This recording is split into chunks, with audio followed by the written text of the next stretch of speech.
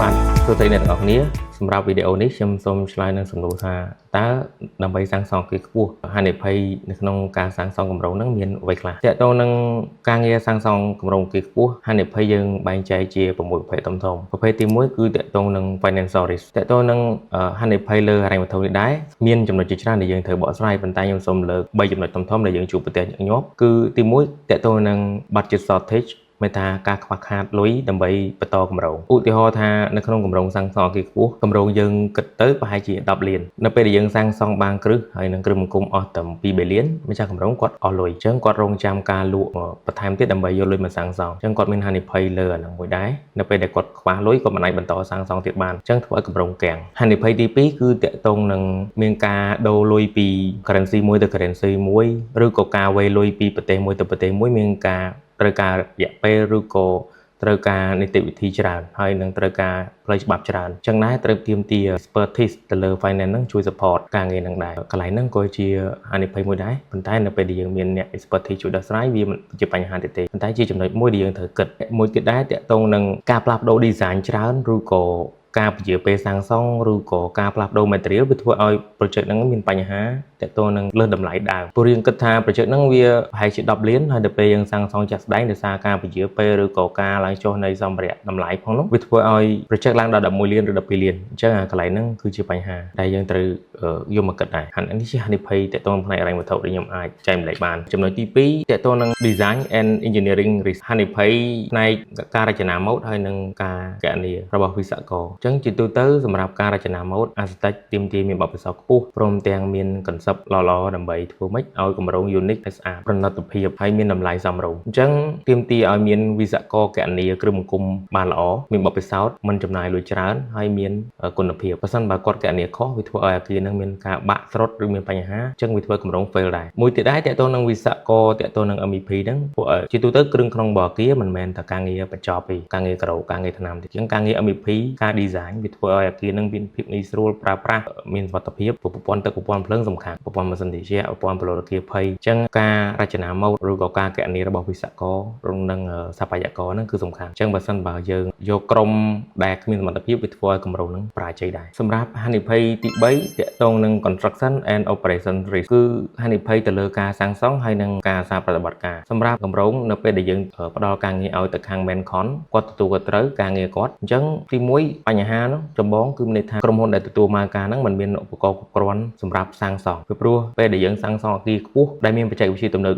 វាទាមទារមានឧបករណ៍ទំនើបទាំង scaffolding ទាំង formwork អញ្ចឹងការងារពុម្ពការងារ machinery ទាំងអស់ហ្នឹងគឺទាមទារបច្ចេកវិទ្យាទំនើបអញ្ចឹងបើសិនបើអ្នកម៉ៅការឬក៏អ្នកសាងសង់នឹងឯងមិនមានឧបករណ៍គ្រប់គ្រាន់ទេវាធ្វើឲ្យគុណភាពហ្នឹងមានបញ្ហាដែរអានេះក៏ជាហានិភ័យមួយទី2ទាក់ទងនឹងហានិភ័យទៅលើ manpower គាត់អត់មានគ្រប់ព្រោះការងារ high building វាទាមទារ schedule ខើចមែនតើការក្រុមការងារគឺធ្វើការងារប្រយ័ត្នប្រយែងហើយមានចំនួនគ្រប់គ្រាន់បើខ្វះមានបញ្ហាទាក់ទងនឹង timeline អញ្ចឹងវាប្រទាញការងារមួយទៀតអញ្ចឹងវាទាមទារឲ្យក្រុមការងារនឹងឯងមានសមាជិកគ្រប់គ្រាន់ដើម្បីធ្វើការងារតាមផ្នែកនីមួយៗតាមស្កុបការងារហ្នឹងអញ្ចឹងអាហ្នឹងក៏ជាហានិភ័យមួយទៀតដែរហើយទាក់ទងនឹងហានិភ័យទាក់ទងនឹងជំនាញគឺសំខាន់ព្រោះនៅពេលដែលគាត់គ្មានបទពិសោធន៍គាត់ពិបាកនឹងធ្វើការងារនឹងឲ្យលឿនហើយមានគុណភាពណាអញ្ចឹងហើយបានទាមទារការជ្រើសរើសអ្នកម៉ៅការឬក៏ភាគីពាក់ព័ន្ធទាំងអស់ហ្នឹងគឺសម្រិតសម្រាំងដើម្បីឲ្យគម្រោងហ្នឹងបានជោគជ័យអញ្ចឹងអានេះក៏ជាហានិភ័យមួយដែរសម្រាប់ហានិភ័យទី4ទាក់ទងនឹង safety and environmental risk គឺហានិភ័យទៅលើសុវត្ថិភាពការងារហើយនិងបរិស្ថានជាទូទៅនៅពេលដែលយើងធ្វើការងារអគារខ្ពស់អញ្ចឹងការងារខ្ពស់ការងារ lifting work ការងារលើកស្ទូចហ្នឹងគឺសំខាន់វាអាចមានហានិភ័យប៉ះពាល់ដល់ជីវិតឬក៏ទាក់ទងនឹងគ្រោះថ្នាក់ធំអញ្ចឹងវាទាមទារមានការ training ឬក៏ការតាមដានការងារទៅលើសុវត្ថិភាពហ្នឹងជាក់លាក់ណាមួយអញ្ចឹងហើយបានជាមានក្រុមវិស្វករសុវត្ថិភាពមានការ training ទៅលើ safety toolbox ទៅលើ ground policy សម្រាប់ PPE ឬក៏ការងារនៅក្នុងការឋានសុវត្ថិភាពនៅផ្នែកផ្សេងៗជាពិសេស lifting work ការងារលើកស្ទូចអញ្ចឹងមានការងារទាក់ទងនឹងសុវត្ថិភាពការងារនេះគឺសំខាន់ណាស់បើសិនបើមានបញ្ហាគ្រោះថ្នាក់ដល់អាយុជីវិតឬក៏បញ្ហាផ្សេងៗហ្នឹងវាប្រយុទ្ធដល់ការងារហើយបង្កការឧបសគ្គទៅដល់ការលក់គម្រោងទៀតឬក៏បញ្ហាគេឈ្មោះគម្រោង ហើយតើតើនឹង environmental risk ហានិភ័យបរិស្ថានវាមានដូចជាទូទៅនៅពេលយើងសាងសង់មានការហុយតើតើនឹងសំឡេងតើតើនឹងការរំខានប្រឡាក់ឬក៏ការសម្អាតតាមទីសាធារណៈដែរអញ្ចឹងជាម្ចាស់គម្រោងត្រូវតែមានការសម្អាតការដ្ឋានឲ្យអ្នកបើកការនឹងសម្អាតការដ្ឋានជាប្រចាំមានការយកចិត្តទុកដាក់ខ្ពស់ចំពោះការហ៊ុមព័ទ្ធដើម្បីកុំឲ្យមានការប៉ះពាល់ដល់ទ្រព្យសម្បត្តិសាធារណៈព្រមទាំងការធ្វើចរាចរណ៍ឲ្យបានត្រឹមត្រូវហើយមួយទៀតដែរតើតើនឹងហានិភ័យនៅតើតើនឹងបរិស្ថានហ្នឹងនៅពេលដែលយើងមានភ្លៀងខ្លាំងនៅពេលដែលយើងមានខ្យល់កន្ត្រាក់ឬក៏អីវាតើតើនឹងធ្វើប៉ះពាល់ដល់ដំណើរការនៃការសាងសង់ដែរហ្នឹងក៏ជាហានិភ័យមួយដែរសម្រាប់ហានិភ័យទី5គឺ legal and regulatory risk គឺហានិភ័យទៅលើច្បាប់និងបទបញ្ញត្តិតើតើនឹងច្បាប់សាងសង់តើតើនឹងច្បាប់បើកការដ្ឋានច្បាប់បិទការដ្ឋានយើងត្រូវច្បាប់សាងសង់ឲ្យបានត្រឹមត្រូវហើយទី2យើងត្រូវដឹងថាតំបន់ណាដែលមានជាលំនាំហាមឃាត់ដែលយើងមិនអាចសាងសង់បានពីព្រោះនៅក្នុងប្លង់មេរបស់ urbanization តើតើនឹងការរៀបចំទីក្រុងហ្នឹងគឺកន្លែងខ្លះយើងមិនអាចសង់ទីខ្ពស់បានទេអញ្ចឹងយើងត្រូវដឹងដែរកន្លែងណាដែលយើងអាចសាងសង់បានកន្លែងណាដែលយើងមិនអាចសាងសង់បានហើយសាងសង់បានប្រហែលជាន់អញ្ចឹងកន្លែងហ្នឹងក៏ជាបទបញ្ញត្តិមួយដែរទី2តើតើនឹងរដ្ឋច្បាប់សាងសង់នឹងដែរជាទូទៅយើងជួបប្រទះអតិថិជនខ្លះគាត់សុំច្បាប់ធ្វើ12ជាន់នេះប៉ុន្តែជាក់ស្ដែងគាត់ធ្វើ15ជាន់ដើម្បីចំណេញអញ្ចឹងក៏អាចមានបញ្ហាទៅថ្ងៃក្រោយដែរអញ្ចឹងកន្លែងហ្នឹងយើងជាម្ចាស់គម្រោងយើងគួរតែរត់ច្បាប់ឲ្យបានគ្រប់គ្រាន់ដែលថាយើងសុំច្បាប់12ជាន់ធ្វើ12ជាន់បើសិនបើយើងចង់តទៀតយើងសុំច្បាប់ម្ដងទៀតធ្វើ15ជាន់អញ្ចឹងទៅកុំយើងសុំច្បាប់12ជាន់ធ្វើ15ជាន់អញ្ចឹងអាចមានបញ្ហាទៅថ្ងៃក្រោយមួយទៀតការ delay ទៅលើការរត់ច្បាប់សាងសង់នៅពេលដែលយើងពជាពេលរត់ច្បាប់សាងសង់វាអាចមានបញ្ហាទៅលើគម្រោងដែរនៅពេលយើងចុះអនុវត្តគម្រោងនៅពេលដែលគម្រោងនឹងឯងមាន schedule ខូចអញ្ចឹងវាពិបាកធ្វើអញ្ចឹងយើងត្រូវដឹងថាពេលវេលាប្រមាណដើម្បីរត់ច្បាប់សាងសង់ហើយនៅពេលដែលយើងកំពុងតែរត់ច្បាប់សាងសង់យើងអាចចាប់ផ្ដើមគម្រោងនៅ activity ខ្លះនៅសកម្មភាពខ្លះដែលយើងអាចធ្វើបាននៅការដ្ឋានអញ្ចឹងកន្លែងហ្នឹងក៏ជាចំណុចមួយដែរដែលយើងត្រូវដឹងកន្លែង